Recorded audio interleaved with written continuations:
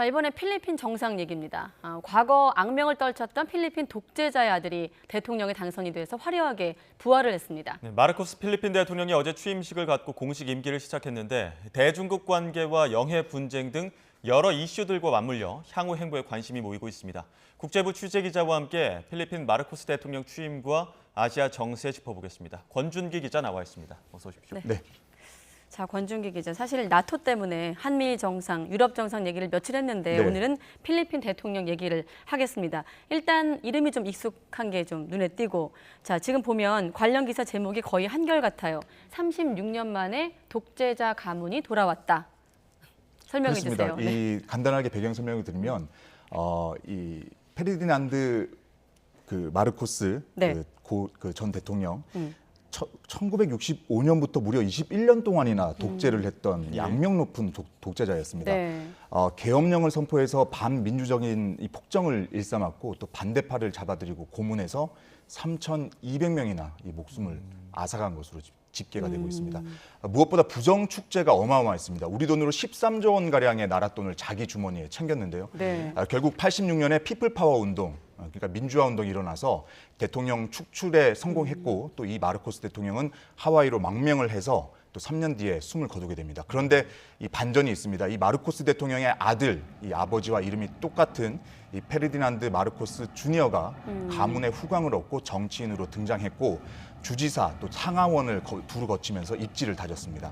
6년 전에는 부통령에 출마했다가 떨어졌는데 지난 5월 대선에서는 60% 득표율로 이 압승을 거두면서 대통령에 당선이 됐습니다. 예, 근데 그러니까 이 아들 마르코스 이번에 대통령에 취임을 했는데 아버지의 독재에 대해서는 반성이나 사과가 없었다고요. 네, 아마 그 부분이 좀 의아하실 텐데 네. 21년 동안이나 독재를 하고 또 이렇게 많은 사람들의 목숨을 앗아가고 부정축제도 13조 원이나 했는데 예. 반성을 하지를 않고 있습니다.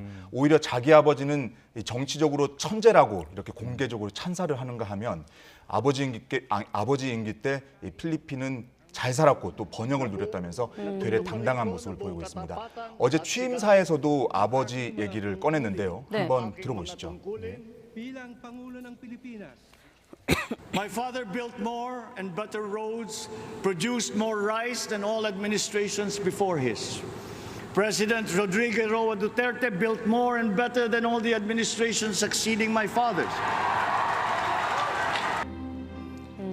네, 이 취임식에서 네. 마르코스 대통령 못지않게 또 주목을 끈 인물이 있었습니다. 바로 과거 독재자 마르코스의 부인이자 또 취임한 대통령의 어머니인 이멜다인데요. 지금 화면에 화면에 나오는? 그렇습니다. 네. 색깔 있는 안경을 쓰고 계시는데 영부인으로 있으면서 사치의 여왕 이렇게 불렸습니다. 그 정도로 낭비가 심했고요.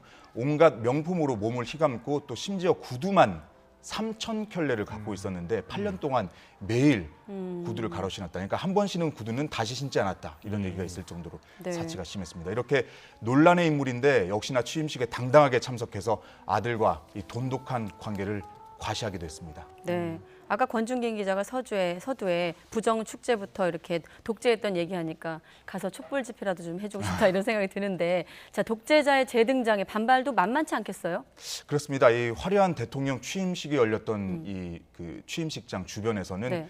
이 반대 시위가 동시에 벌어졌습니다. 반성하지 않는 독재자의 후예가 집권하게 되면 다시 한번 민주주의가 파괴될 거다 이런 우려를 하고 있는 건데요. 시위 참가자의 말 직접 들어보시죠. This is disappointing for all victims of martial law because it would be like a slap to their faces, no? Parang binuksan mo ulit yung mga sugat na akala mo nagkilom na. Parang grabe yung naranasan nila noong panahon ng batas militar. And for them to see 네, 그런데 이 시위단체의 반발뿐만 아니라 이 마르코스 대통령의 현재 권력 지형을 보면 좀 만만치가 않습니다.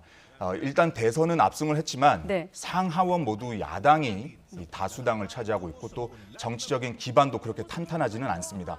여전히 이 전임 대통령인 두테르테의 영향력도 적지가 않습니다. 이 두테르테의 딸이 지금 부통령을 하고 있는데 일종의 5월 동주 아니냐. 그러니까 두테르테 가문에서 마르코스를 이용하기 위해서 이렇게 대통령으로 내세운 거 아니냐 이런 분석도 있습니다. 또 경제를 살리겠다고 했지만 전 세계적인 인플레이션 영향으로 필리핀 경제도 지금 녹록지가 않은 상황입니다. 네. 일각에서는 마르코스가 결국엔 아버지와 같은 강압적인 수단을 이용할 수밖에 없게 되는 거 아닌가 이런 전망도 나오고 있습니다. 네. 다른 나라 얘기이기 때문에 최대한 좀 객관적으로 볼 필요도 있겠습니다만 아까 아무튼 60% 득표율이라고 했거든요. 네. 자, 과거 청산도 없이 어떻게 독재자의 아들이 대통령에 당선됐을까 싶은데요. 네. 마찬가지로 뭐 우리 정치도 마찬가지겠지만 한두 가지 이유는 아니겠죠. 여러 가지 이유가 있지만 대표적인 이유를 들라면 아무래도 독재에 대한 기억이 없는 그러니까 40대 이하의 젊은 층 공략을 제대로 했다는 겁니다. 그러니까 메시지 자체가 좀 미래지향적이었고요. 또 이 선거운동도 TV에 토론을 하거나 뭐 이렇게 공개적인 그 유세를 하기보다는 예. SNS를 활용한 이 선거운동이 젊은층 공략에 주요했다 이런 분석이 나오고 있습니다. 또 상하원 의원을 거치면서 약간 무난한 이미지를 쌓았습니다. 그게 반대로 얘기하자면 좀 임팩트는 없었지만 좀 무난한 이미지가 있었고 그래서 아버지의 독재자 이미지를 좀 희석시켰다라는 분석도 있습니다. 예. 또 코로나를 거치면서 아무래도 사람들이 경제적인 안정을 많이 바랄 텐데 지금 이 마르코스는 이 부분에 좀 집중을 했습니다. 그래서 물론 과거 독재를 미화하고 또 민주화 세력을 좀 음해하면서 이런 가짜 뉴스도 많이 퍼뜨리긴 했지만 네. 어쨌든 결과적으로 대중에게 이 경제 대통령이라는 이미지를 전달하는 데는 성공했습니다. 러닝메이트인 부통령 이 사라 두테르테의 인기도 이 당선이 가능했던 중요한 원인으로 꼽히고 그렇군요. 있습니다. 예. 근데 지금 중국에서 보기에는 필리핀 새 대통령에게 손을 내미는 모양새라고 하던데 이거 어떤 내용입니까? 그렇습니다. 아무래도 이 필리핀은 원래는 미국의 대표적인 우방입니다. 과거 네. 미국의 식민지였고 또 지금도 미군이 주둔하고 있는 전략적인 요충지고요. 그래서 대표적인 미국의 우방국으로 지금 꼽히고 있는데 최근에 보면은 필리핀이 예. 과거에 비해서는 과거에 좀 미국과 가까웠다면 지금은 최근에는 좀 두테르테 대통령 이후에는 중국이랑 좀 가까운 그런 행보를 보이고 있습니다. 네. 특히 두테르테 전 대통령은 중국과 영토 분쟁을 벌이고 있는 남중국해에서 이 중국과 공동 자원 개발에 나서면서 중국과 관계 개선에 공을 들였습니다. 예. 마르코스 신임 대통령도 두테르테 전 대통령 기조를 좀 이어갈 것이다 이런 전망이 나오고 있는데요. 다만 필리핀 내에서도 남중국해 영해 분쟁에 대해서는 여론이 굉장히 예민하기 때문에 영토에 대해서만큼은 양보할 수 없다 이런 메시지는 계속 이어갈 것으로 보입니다. 중국도 필리핀에 강력한 구애 메시지를 보내고 있습니다. 네.